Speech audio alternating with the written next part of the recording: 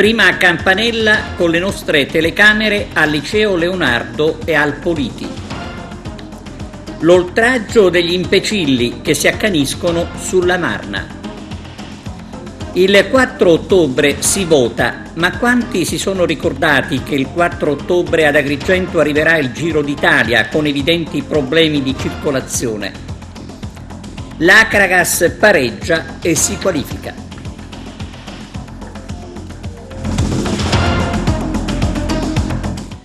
Benvenuti su TVA Notizie, apertura dedicata all'inizio dell'anno scolastico. Questa mattina ci siamo recati al Liceo Leonardo. Arturo Cantella. Al via oggi il nuovo anno scolastico dopo mesi di isolamento. Ecco, quali precauzioni avete anche preso per il distanziamento degli alunni, ma anche delle turnazioni, insomma, come vi siete adattati alla nuova normativa? Intanto mi permetta di esprimere l'enorme soddisfazione di rivedere i nostri alunni all'interno delle classi. Credo che questo sia il primo valore aggiunto di quest'anno che, sebbene si presenti come anno straordinario, di fatto ha recuperato la dimensione della socialità che nella scuola è assolutamente fondamentale e che chiaramente si era persa nel periodo del lockdown. Quindi cominciamo con questo primo passo avanti. Naturalmente l'inizio della scuola ha comportato una serie di l'applicazione di una serie di protocolli di sicurezza emanati dalle autorità competenti che ci hanno portato innanzitutto a scegliere la didattica integrata come modalità per l'attività didattica vera e propria. Pertanto gli alunni sono stati suddivisi in gruppi che si alterneranno all'interno delle classi, in parte in presenza, in parte da remoto, con l'utilizzo della piattaforma che abbiamo già sperimentato con successo lo scorso anno. Chiaramente il layout delle classi è perfettamente rispondente ai protocolli, le modalità di ingresso e di uscita degli alunni sono state programmate secondo il rispetto dei protocolli, quindi con ingressi e uscite differenziate e anche con turni di orario differenziati. È chiaro che siamo in un periodo di emergenza e questo periodo dobbiamo affrontare con la responsabilità individuale innanzitutto che ci è propria. Quest'anno è stato introdotto l'insegnamento dell'educazione civica all'interno dei curriculi, quindi io ho detto ai miei alunni che la cosa, l'evenienza più importante è quella di cominciare con lo studio delle regole della convivenza civile, che vedono il rispetto del distanziamento, l'obbligo di indossare la mascherina in situazioni dinamiche e naturalmente l'igiene delle mani. Abbiamo dotato tutte le classi di dispenser disinfettanti, i ragazzi sono venuti muniti di mascherina, ma è stato loro comunicato che qualora fosse necessario noi siamo in grado di fornire questi dispositivi. Naturalmente abbiamo anche loro comunicato che in posizioni di staticità loro non potranno stare senza mascherina, ma la dovranno indossare in tutte le situazioni dinamiche. Abbiamo emanato dei regolamenti, naturalmente chiaramente incrociamo le dita, noi ce l'abbiamo messa tutta, abbiamo cercato di salvaguardare la dotazione delle aule della scuola in maniera tale che non si disperdessero poi le aule nella richiesta di ulteriori locali che data la criticità esistente nel territorio in realtà non ci sono, e quindi la modalità della didattica a distanza ci è sembrata la forma più giusta per poter avviare regolarmente l'anno scolastico. Ragazzi, niente scuola oggi? Il primo giorno non ci andate a scuola? Entriamo alle 9. Ah, ho capito. Dopo tanto tempo che effetto fate il ritornare a scuola? Bello, non so. Purtroppo non possiamo stare con tutti i nostri compagni, però a poco. Il tuo commento, dai, inizia la scuola. Emozionante. Emozionante il primo giorno. Emozionante il primo giorno. Come mai entrate tardi? No, incomincia alle 9. Sempre emozionante, pure come il mio compagno. Sempre il primo giorno di scuola, quindi. Dopo tanti mesi di isolamento, come andate? Sì. Come avete trascorso? A posto. Avete fatto didattica a distanza? Sì. La didattica a distanza, quindi abbiamo fatto con i professori le videochiamate e abbiamo fatto le lezioni online. Svegliarsi alle 6 di mattina non è tanto bello. Vabbè, a parte questo. Sempre meglio di fare le video lezioni e stare a scuola, è giusto dover rispettare le distanze. Un po' di ansia. Però comunque è sempre bello perché vedersi con gli altri è meglio. Ma queste nuove regole, sulle nuove regole cosa mi dici? Le mascherine, il distanziamento? Ci adattiamo, che dobbiamo fare? Avete un po' di paura, di preoccupazione? Quello sempre, un poco c'è, però... Tu da dove vieni? Aragona. Niente, cosa c'è da dire? Finalmente si è tornati a scuola. Contenta, no? Soddisfatta? Sì, abbastanza. Le video lezioni non sono molto belle. Le relazioni umane sono importanti, dicono. Sì, soprattutto per lo studio, almeno dal mio punto di vista. Di tornare in classe e di ritornare in aula, di avere il contatto con i ragazzi, dobbiamo naturalmente rispettare le norme per il bene nostro, per la salute nostra e la salute dei nostri cari. Questo ricordavo giusto poco fa ai miei alunni, che dobbiamo rispettare le norme anti-Covid. La scuola si è attrezzata bene, no? La scuola si è attrezzata, c'è stata una preparazione straordinaria da parte della dirigenza, da parte dello staff della dirigenza, e iniziamo. Abbiamo voglia di iniziare e aspettiamo tempi migliori, che la normalità arrivi anche per noi. E le nostre telecamere hanno ripreso anche il ritorno sui banchi degli studenti del Politi. Ancora il direttore Arturo Cantella. Primo giorno di scuola oggi nei vari istituti della nostra provincia. Dopo mesi di lockdown a casa, gli studenti riprendono l'attività didattica e anche gli insegnanti. Da parte dei dirigenti scolastici, massimo scrupolo nell'attenersi alle norme protocollari fissate dal Ministero per l'Istruzione, con una flessibilità locale nelle varie interpretazioni, diversificate le entrate e le uscite nei vari plessi a secondo la loro disponibilità, lezioni più corte, la possibilità di farle parallelamente anche online, ingressi distanziati e non ammassati. Si riparte insomma con attenzione e responsabilità. Con rammarico però le norme del momento ci impongono questo tipo di comportamento, e quindi abbiamo fatto di tutto per garantire un'ottima accoglienza ai ragazzi, garantendo soprattutto il distanziamento all'interno delle classi, cercando di creare le soluzioni più ottimali possibile per garantire la salute, la sicurezza e la formazione nello stesso tempo. Sarà sicuramente un anno molto duro, molto difficile, e io confido tanto nel senso di responsabilità e nella fattiva collaborazione con le famiglie, perché quello su cui si cercherà di puntare soprattutto oltre il lato prettamente formativo dei ragazzi, o meglio più che il lato culturale, ma soprattutto sulla formazione civica, nel mantenere proprio questo, acquisire consapevolezza di questo particolare periodo che stiamo vivendo, e quindi cercare di rispettare il più possibile le norme previste dai vari protocolli, acquisendo la consapevolezza che questo non deve essere solo un obbligo scolastico, ma proprio il senso di responsabilità e rispetto verso se stessi, ma soprattutto verso i familiari, cioè far capire a questi giovani che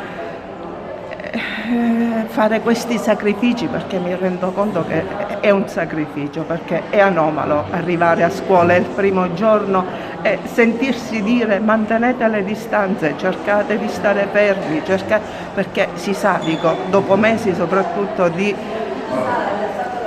assenza dalla scuola, non di possibilità di incontri extrascolastici, perché quelli ci sono stati sicuramente. E quindi far capire loro soprattutto che questo tipo di sacrificio lo si fa anche per il bene degli altri, per evitare di portare a casa eventuali situazioni spiacevoli e creare situazioni spiacevoli ai propri familiari, agli anziani, ai nonni, insomma alle persone che stanno più direttamente a contatto con loro. Quindi l'obiettivo principale che come scuola ci poniamo, non solo noi ma penso un po' tutte le scuole. E sul nuovo anno scolastico Carmelo Lentini ha sentito il medico Tutto lo mondo. Ascoltiamo.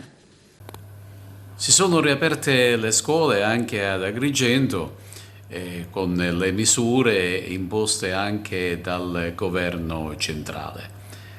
I ragazzi ci sono andati dopo mesi e mesi di assenza, ma che ambienti hanno trovato, dottore Tutto lo mondo?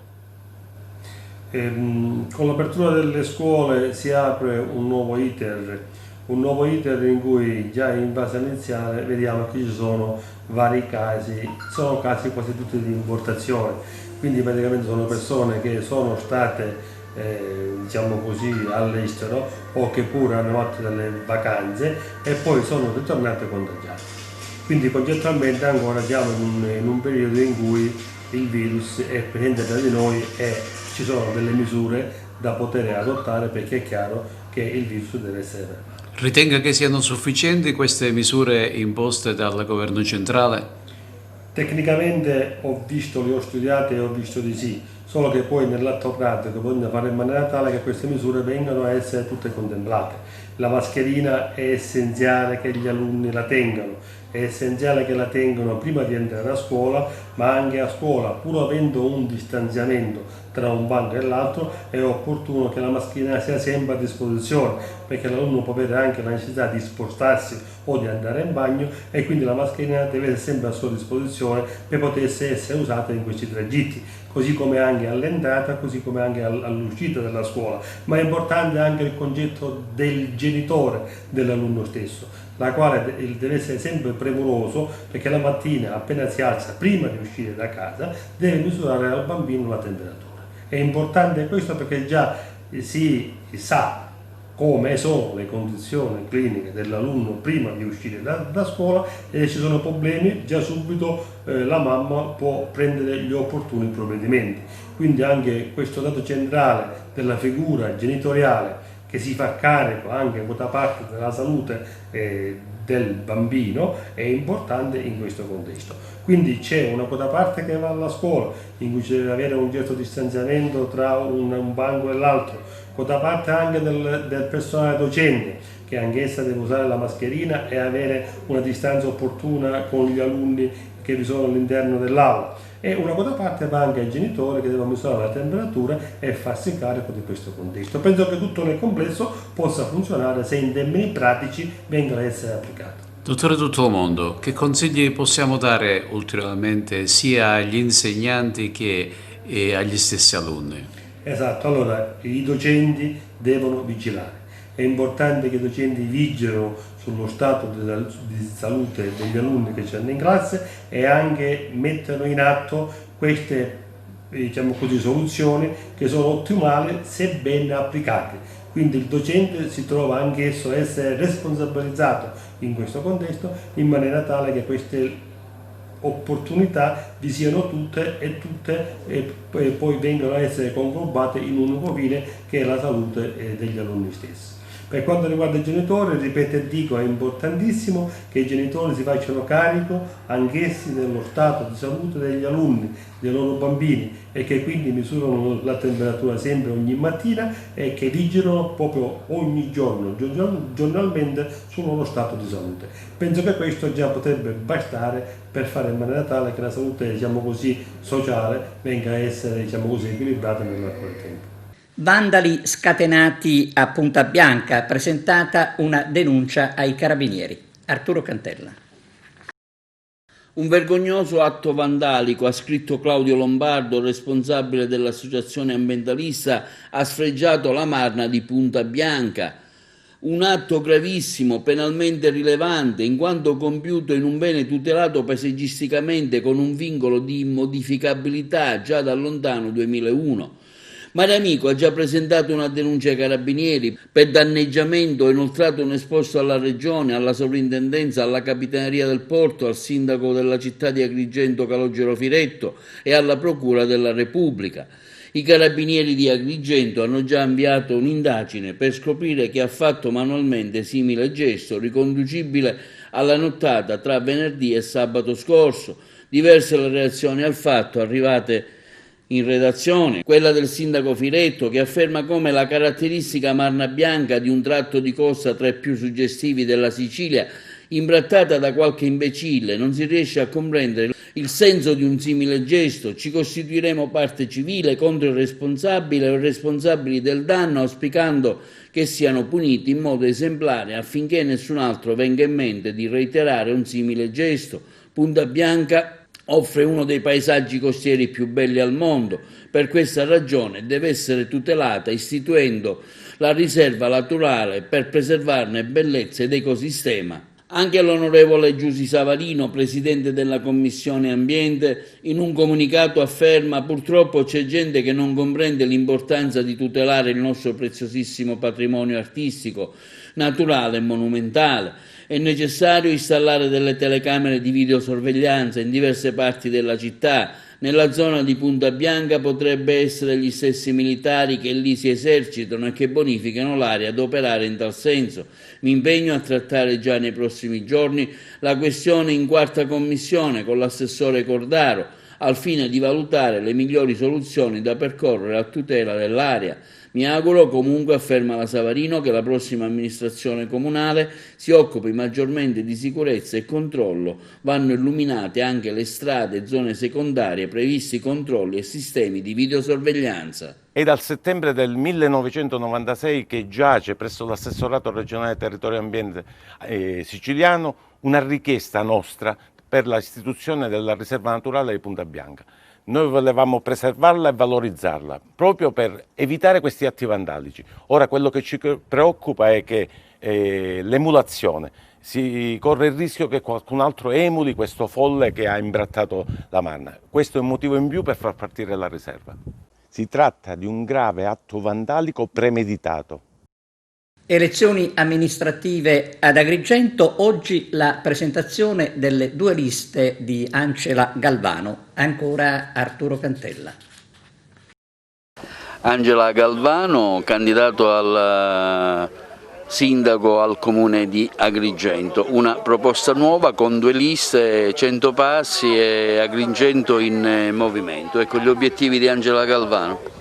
Noi ci poniamo come un'alternativa concreta, reale e seria alla città di Agrigento.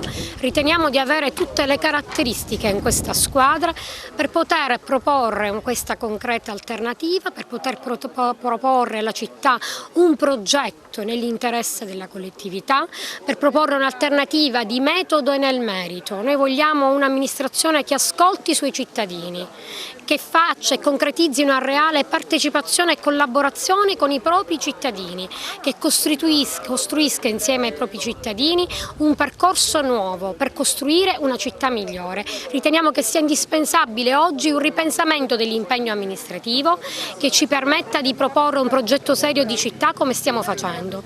Noi ci siamo assunti una responsabilità, ci siamo messi in campo con umiltà e con coraggio proprio per portare avanti questo progetto, ritenendo che l'amministrazione debba avere un ruolo strategico e fondamentale anche per il rilancio dell'occupazione territoriale, per il rilancio del lavoro, che svolga un ruolo di facilitatore per la crescita locale e per lo sviluppo locale, per fare in modo che i nostri giovani, le nostre mamme, i nostri padri non siano costretti ad andare via a cercare lavoro. Il nostro interesse è l'interesse dell'intera comunità. L'alternativa è Angela Galvano come sindaco, l'alternativa sono tutti i nostri candidati in lista, l'alternativa è rappresentata da tutti coloro i quali hanno deciso, seppur magari non candidandosi, ma di appoggiare dietro le quinte questo progetto. L'alternativa sono i nostri assessori.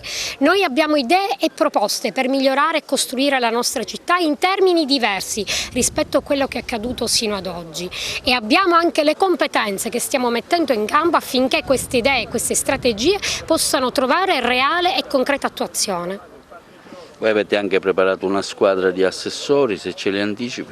Sì, abbiamo preparato già una squadra di assessori, tutte con competenze diverse, che si mettono a disposizione di questo progetto e della nostra città con grande entusiasmo. E parliamo di Nino Randisi, che è giornalista, parliamo di Licari Salvatore, di Giovanni Volpe, entrambi commercialisti, di Carmella Gallo Carrabba, medico, e di Giovanna Librici, insegnante e anche presidente di un'associazione diversamente abili Nuove Ali. Tutti assessori con competenze diverse, appunto come dicevo poc'anzi, che si mettono a disposizione della nostra città per costruire veramente e per realizzare concretamente questa alternativa di cui gli agrigentini hanno bisogno. Una proposta alternativa a quelle attuali. Oggi ad Agrigento si presenta la candidatura a sindaco di Angela Galvano con due liste, che chiaramente in un'area di sinistra. Siamo qui a testimoniare il pieno e totale sostegno di tutto il partito in Sicilia, di Articolo 1 siciliano, a questa candidatura che è importante in sé e per il valore politico che questo può avere. Intanto è importante perché si presenta ad Agrigento, una città che ha bisogno di grandi cambiamenti, di riforme profonde, di rimettere al centro i temi del lavoro, dello sviluppo di qualità, dello sviluppo sostenibile, del turismo, dell'agricoltura, e di mettere al centro una candidatura che va oltre i vecchi schemi della politica e dei vecchi politicanti. E allo stesso tempo perché mettiamo in campo una candidatura importante di una donna di sinistra, chiaramente che ha l'esperienza di anni di aver fatto la consigliera comunale, quindi conosce la macchina burocratica del comune ed è in grado di parlare ai bisogni veri della gente. Quella di Angela, delle due liste, è la vera candidatura di sinistra, di democratica e progressista di questa città. Noi ci spendiamo e chiamiamo alla mobilitazione, all'impegno i cittadini, gli agrigentini, perché questa davvero è l'alternativa ad Agrigento. E adesso vediamo che effetti avrà il Giro d'Italia sul voto del 4 ottobre, una coincidenza a quanto pare ignorata. Il Giro d'Italia è il voto, una coincidenza della quale nessuno finora dalle nostre parti ha parlato, o se lo ha fatto non ha ritenuto di evidenziare i problemi che la coincidenza sicuramente creerà tra gli elettori di Agrigento, con le strade chiuse nel primo giorno di votazioni per le amministrative. Vero è che si voterà anche l'indomani, lunedì, ma non si può nascondere che la presenza dei ciclisti domenica, nelle ore in cui la gente abitualmente si reca alle urne, qualche problema lo creerà. Le elezioni amministrative in Sicilia, lo ricordiamo, vennero rinviate l'11 giugno a causa dell'emergenza sanitaria. Il Giro venne presentato invece il 30 giugno.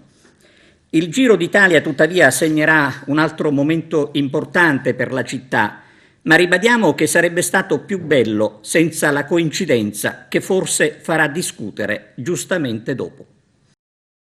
E ancora elezioni, questa volta quelle dell'Ordine degli Avvocati di Agrigento. Vediamo.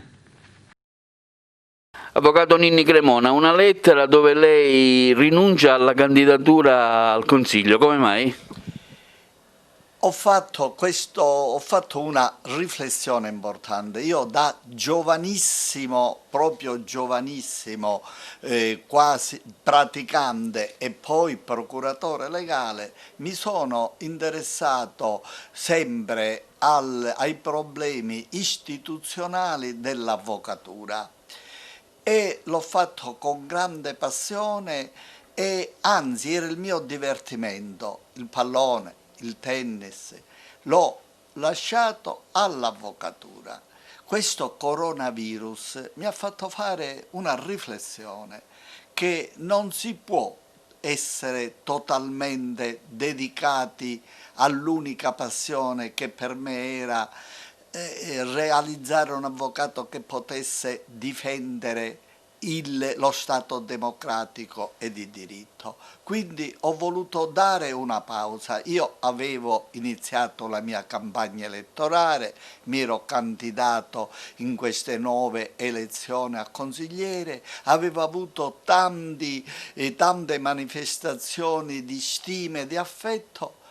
Scoppiato il coronavirus che ha creato lutti in tutto il mondo, non mi sono sentito di riprendere la campagna elettorale e in un minuto in cui bisogna pensare a problemi sociali, economici grandissimi, ho detto questo è il minuto di ritirarsi, una riflessione. Bisogna pensare a se stessi, essere sempre innamorati della propria professione, dell'avvocatura, ma una pausa per me ci voleva e devo dire che mi sento felice perché mi sento libero di autodeterminarmi e accoppiare agli impegni professionali anche impegni familiari.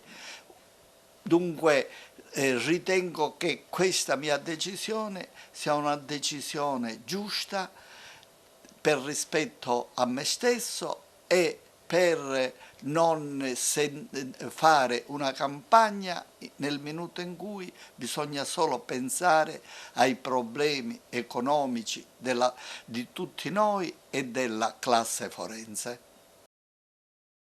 Emanata l'allerta meteo ci si mette la coscienza a posto, il resto, diciamo, può attendere. Ad ogni allerta meteo, come quella di ieri, dovrebbero seguire interventi mirati da parte dei comuni al fine di liberare anzitutto i tompini, farsi trovare cioè pronti ad affrontare eventuali emergenze, un dovere sacrosanto degli uffici comunali preposti, un dovere però regolarmente disatteso. Così ci si limita soltanto ad informare i cittadini del rischio temporali per mettersi, insomma, la coscienza a posto.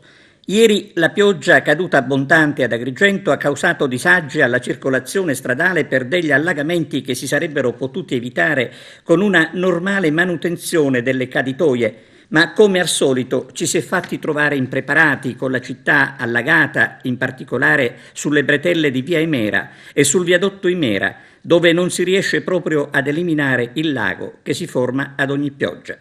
E così si va avanti fino al prossimo temporale, sperando nel buon Dio, perché sperare nella normale amministrazione è proprio inutile. Grave incidente stradale a Raffadali, vittima un ragazzo di 16 anni caduto con il proprio motorino per cause che sono al vaglio dei carabinieri della locale stazione. L'incidente è avvenuto sabato sera. Il giovane è stato trasportato all'ospedale San Giovanni di Dio di Agrigento. Il consigliere comunale di Porto Empedocle Giuseppe Todaro è intervenuto sulla mancata illuminazione di alcuni quartieri della città, tra cui Piano Lanterna, I Grandi Lavori e Ciuccafa. Il consigliere sollecita l'amministrazione comunale a dare delle risposte ai cittadini interessati. E adesso pausa per la pubblicità, torniamo tra poco. A causa dell'emergenza sanitaria, all'anniversario del 3 ottobre a Lampedusa, in ricordo del terribile naufragio di migranti, subirà delle modifiche. Per evitare assembramenti non ci saranno raduni e neppure la marcia degli studenti di tutta Italia. A giorni verrà diffuso il programma in dettaglio. Disinnescato l'ordigno bellico ritrovato al porto di Palermo. Vediamo. Disinnescata una bomba da 600 libbre nel porto di Palermo. Le operazioni di disinnesco dell'ordigno bellico nell'area portuale del capoluogo siciliano sono terminate alle 16:15 del 13 settembre con un'esplosione controllata effettuata in una cava a torretta, distante da zone abitate. La bomba d'aereo, di fabbricazione americana, era stata rinvenuta durante le operazioni di demolizione di un fortino risalente alla Seconda Guerra Mondiale lo scorso 21 agosto.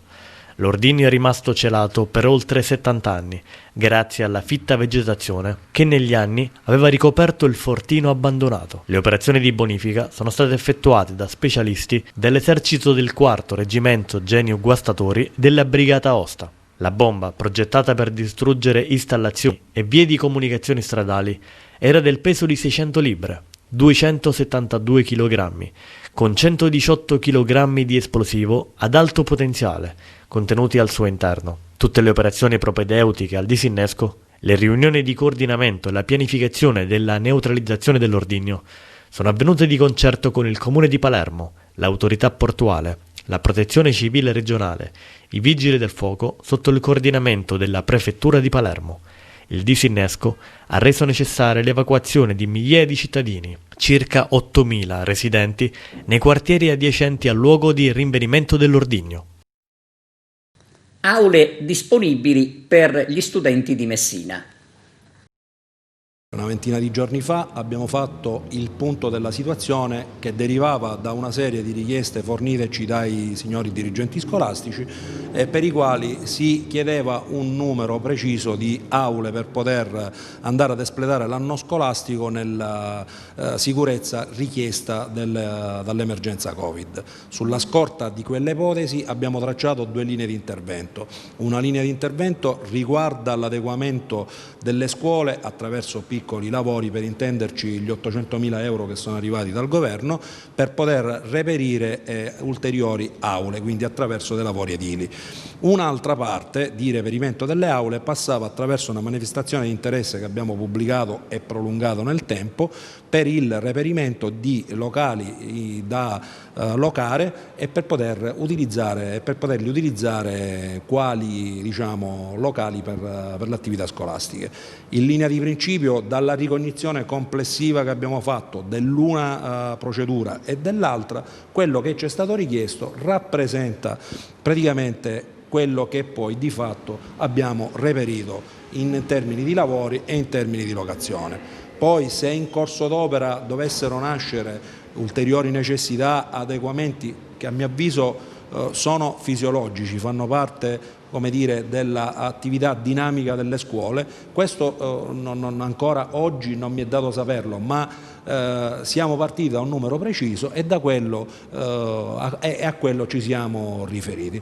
Relativamente ai contratti stiamo chiudendo le procedure proprio legate alla stipula dei contratti stessi, quindi le prime 2 fasi sono state già effettuate, la prima riguardava una verifica del requisito dei possessi tecnico-amministrativi, la seconda riguardava i sopralluoghi dei singoli immobili per vedere se c'erano delle evidenze macroscopiche che rappresentavano delle criticità, la terza prevede la stipula dei contratti alla quale stiamo lavorando facendo una corsa contro il tempo per cercare di risolvere la questione al meglio.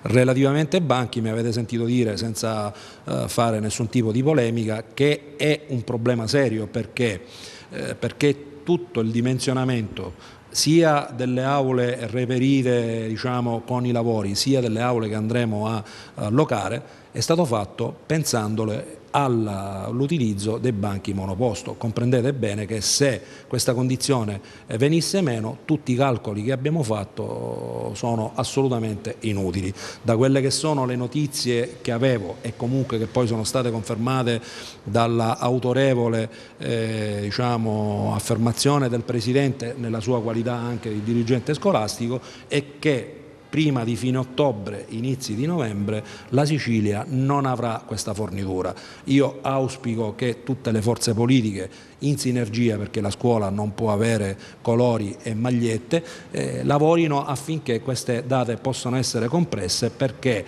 viceversa tutto il lavoro che è stato fatto potrebbe in qualche misura essere inficiato, perché, ripeto, tutto il dimensionamento è stato basato sulla presenza dei banchi monoposto. Festa dell'amicizia a Zafferana Etnea. Vediamo. Zafferana Etnea, centro turistico invernale alle pendici del vulcano più alto d'Europa e di certo terra amica dei Lions. Qui qualche stagione fa si è costituito il club Zafferana Ionica, quest'anno presieduto da Carmelita Calì, In quest'anno così complicato e difficoltoso, la cittadina etnea è stata madre della prima festa dell'amicizia, della solidarietà Lions, un nutrito programma di attività sportive e di intrattenimento musicali e culturali che ha visto tra gli altri la presenza del vescovo di Acireale, vicepresidente della Conferenza Episcopale Italiana, Monsignor Antonino Raspanti, e del presidente della regione siciliana, Nello Musumeci, i quali sono intervenuti a conclusione della seconda sessione di lavoro tenutasi all'Experia Palace Hotel.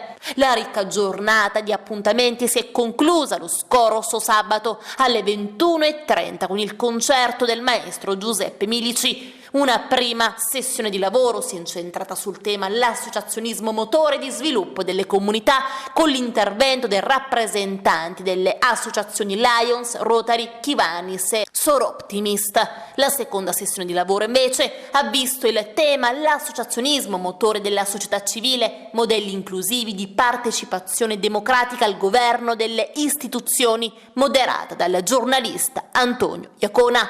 Perfetta conclusione dell'intensa giornata, l'intesa tra il presidente della regione Nello Musumeci ed il vescovo di Acireale Antonino Raspanti sul tema dei migranti, scottante nodo di questi mesi, arduo da sciogliere e sul quale siamo intervenuti più volte annotando una cronaca sempre più aspra e spesso irruenta. La convergenza sul controverso problema che nei giorni scorsi ha suscitato non poche polemiche è emersa proprio nel corso del dibattito sull'amicizia tra popoli. Ad una domanda del moderatore, Musumeci ha ribadito la sua posizione: no ai centri accoglienza fuori legge, sì alla tutela della salute di tutti noi, migranti compresi, pieno coinvolgimento degli Stati europei nell'ospitare i flussi, vere politiche di cooperazione dell'Unione Europea a favore dei paesi poveri per non costringere quei giovani ad emigrare. Non ho nulla da aggiungere, dice Raspanti, concordo con quello che ha detto il presidente della regione, ha replicato appunto il vescovo di Acireale. Probabilmente le recenti polemiche scaturiscono da una errata e non chiara comunicazione, ha minimizzato il prelato. Siamo giunti alla pagina sportiva calcio, pari dell'Acragas a Casteltermini e qualificazione in Coppa Italia. Carmelo Lentini. All'Acragas basta un pari per accedere al turno successivo di Coppa Italia. La squadra agrigentina non ha certo disputato una grande partita a colpa delle tante occasioni sprecate ed impreparata nel momento in cui l'ex Stefano Piazza infilava l'incerto portiere biancazzurro. Si è giocata a porte chiuse e sotto una fitta e incessante pioggia, ma per ciò che si è visto al Ferdinando Lombardo il pari è risultato abbastanza equo. Da sottolineare un calcio di rigore calciato da Gambino sull'1-0 e neutralizzato dal portiere di casa Priolo. Per ciò che si è visto in campo, per il tecnico Ciccio Di Gaetano ci sarà parecchio da lavorare ancora per presentare ai nastri di partenza una squadra più convinta nei propri mezzi se intende centrare l'obiettivo prefissato. Quella vista contro il Casteltermini infatti è stata una squadra che deve migliorare e probabilmente completare con qualche altra pedina. La gara, come detto prima, si sblocca nel secondo tempo grazie all'attaccante argentino Villa. Poi Stefano Piazza, un ex, pareggia su punizione. Per quanto riguarda la giovane squadra allenata da Pino La Bianca, ha giocato una gara con la giusta determinazione, peccando nella fase offensiva dove si nota l'assenza di una punta centrale. Si qualifica anche la Pro Favara che batte al Giovanni Bruccoleri il Canicattì per 3-1, grazie alle reti di Camilleri, Silvano, Di Ruocco, mentre per il Canicattì la rete della bandiera arriva su calcio di rigore al 90° con Ferotti. Queste, in sintesi, le squadre che si sono guadagnate la qualificazione al turno successivo: l'Acragas, Pro Favara, Folgore, Mazzara, Misilmeri, Castellammare, San Cataldese e Parmonval. Bene, questa era l'ultima notizia, grazie per averci seguito e arrivederci.